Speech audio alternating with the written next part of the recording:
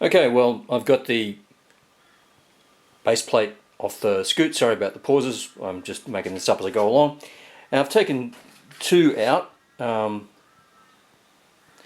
Hopefully that'll focus itself in a moment. Yep, that'll focus it. And they're actually, I think, M5 bolts, but nonetheless, you can see the sheared off one, and there's one remaining, so that's holding the whole thing in there.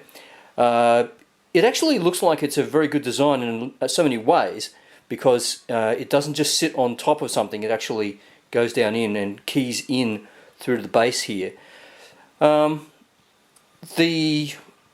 next thing I was going to say is that if you're going to own a scooter and you're going to start doing your own work on the scooter, you really do need to be considering buying some basic tools. Right now, that toolkit came with this, and as well I've got these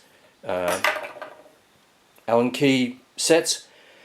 They make life so much easier. Between this and the work stand, it just means that I can work on the scooter easily without any real drama. Sure, I need to do a little bit of gymnastics to get the head in there, but that's okay, no big deal. So for the sake of like $50 all up, including all of these tools and the work stand, you'd be a bloody nut to be using stacks of toilet paper rolls and packet of Huggies and shit to work on your scooter. It's inevitable if you've got a bicycle or a scooter that you're either going to have to pay someone to do stuff for you, or you've got to do it yourself.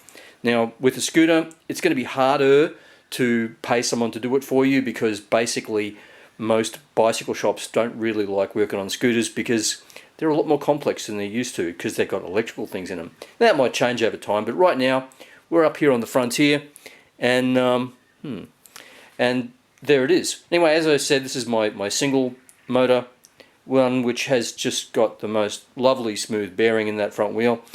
It's about, anyway, I don't want to talk about my scooter for too much there.